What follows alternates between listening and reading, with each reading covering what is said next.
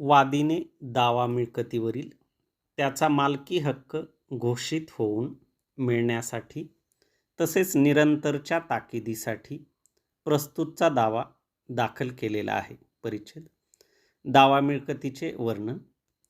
मौजे वेताळवाडी तालुका सातारा येथील जमीन सर्वे नंबर 4 क्षेत्र 4 हेक्टर 54 आर पैकी 49 आर याच्या चतुःसीमा पूर्वेस सरकारी रस्ता व नदी, पश्चिमेस राजेंद्र यांची जमीन, दक्षिणेस त्रिंबक व कल्याण यांची जमीन आणि उत्तरेस विष्णू व त्रिंबक यांची जमीन ही मिळकत तसेच सामायिक विहिरीमधील 2 आणि 8 पै हिस्सा हा सुद्धा सदर दाव्याचा वादविषय आहे.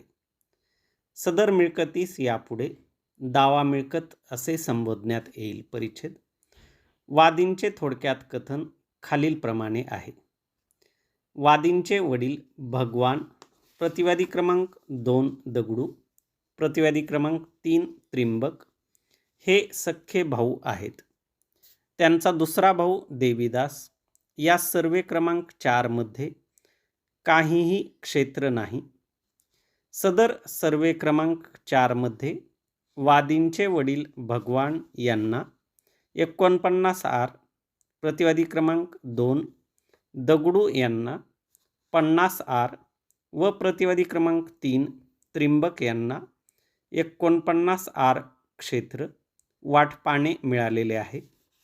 भगवान यांनी त्यांचे क्षेत्र वादी क्रमांक 1 व 2 यांना वाटणी करून दिलेले आहे. त्यानुसार वादी क्रमांक 1 यास 24 आर व वादी क्रमांक 2 यास 25 आर क्षेत्र मिळालेले आहे. प्रतिवादी क्रमांक 2 यांनीही त्यांचे क्षेत्र त्यांची 3 मुले नामे कल्याण यास 13 आर, विजय यास 12 आर व विष्णू यास 25 आर असे वाटप करून दिले आहे. सदर सर्वे क्रमांक 4 मध्ये प्रतिवादी क्रमांक 4 हिच्या नावे 60 आर व तिचा मुलगा आणि 2 मुली यांच्या नावे 15 आर असे मिळून त्यांचे 75 आर क्षेत्र आहे. प्रतिवादी क्रमांक 5 याचे सदर सर्वे क्रमांक 4 मध्ये 74 आर क्षेत्र आहे.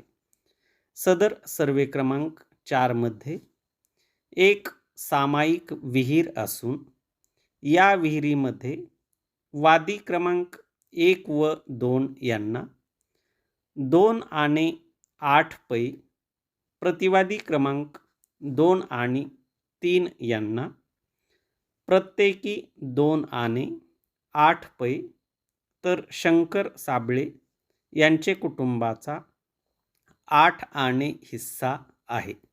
परिच्छेद वादींचे वडील यांनी त्यांच्या 49 आर क्षेत्रामध्ये रस्त्यालगत पूर्व बाजूला 17 ते 18 वर्षांपूर्वी एकूण 6 खोल्यांचे बांधकाम केले आहे. त्याच्या पुढे मोकळी जागा असून त्यावर पत्रे टाकलेले आहेत. सदर बांधकाम हे वादींच्या कब्जात आहे. त्याचप्रमाणे प्रतिवादी क्रमांक 3 यांनी त्यांच्या मालकीच्या क्षेत्रामध्ये घराचे बांधकाम केले आहे व त्यावर त्यांची कब्जे वहिवाट आहे. वादींनी दाव्यासोबत वस्तुस्थितीदर्शक कच्चा नकाशा दिलेला आहे. अशी परिस्थिती असताना प्रतिवादी हे मनुष्यबळाचे जोरावर वादींना जाणून बुजून त्रास देत आहेत व त्यांच्या क्षेत्रावर अतिक्रमण करू पाहत आहेत. वादींनी त्यांचे क्षेत्र मोजून घेण्यासाठी प्रतिवादींची संमती मागितली असता ते संमती देत नाहीत. दिनांक 19/12/2013 रोजी वादी हे त्यांच्या जमिनीतील पिकाला पाणी देत असताना प्रतिवादी क्रमांक 1 ते 5 हे त्या ठिकाणी आले व त्यांनी वादींना हरकत अडथळा केला व वादींची मालकी नाकारली.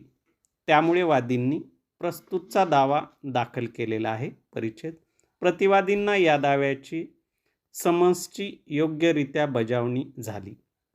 त्यांनी निशाणी क्रमांक 15 वर त्यांची लेखी कैफियत दाखल केलेली आहे. परिच्छेद प्रतिवादीचे थोडक्यात कथन खालीलप्रमाणे आहे.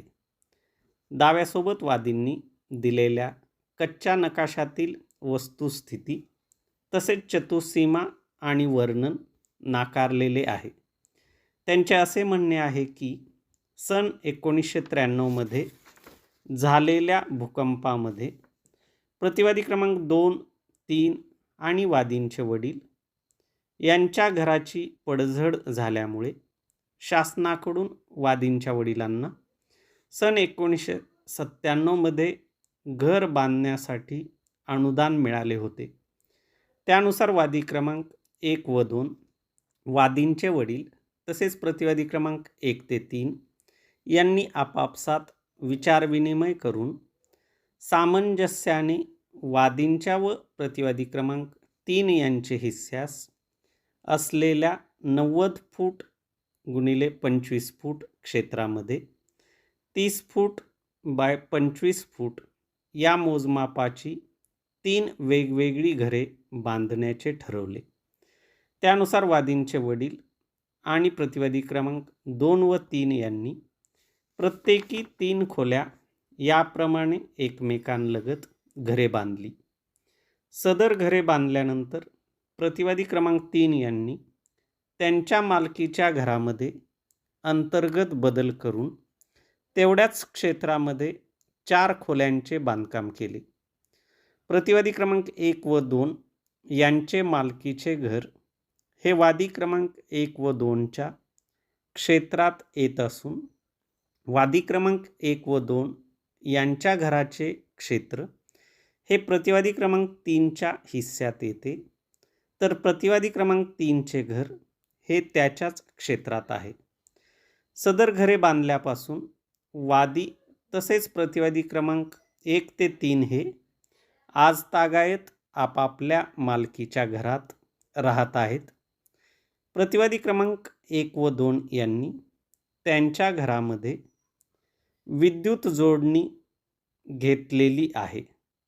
अशी परिस्थिती असताना प्रतिवादी क्रमांक 1 व 2 यांचे मालकीचे घर हे वादींच्या क्षेत्रात येत असल्याचा गैरफायदा घेऊन प्रस्तुत प्रतिवादी क्रमांक 1 व 2 यांच्या मालकीचे घर हडप करण्याच्या दुष्ट हेतूने वादीने खोटा व काल्पनिक दावा दाखल केलेला आहे, असे प्रतिवादींचे म्हणणे आहे.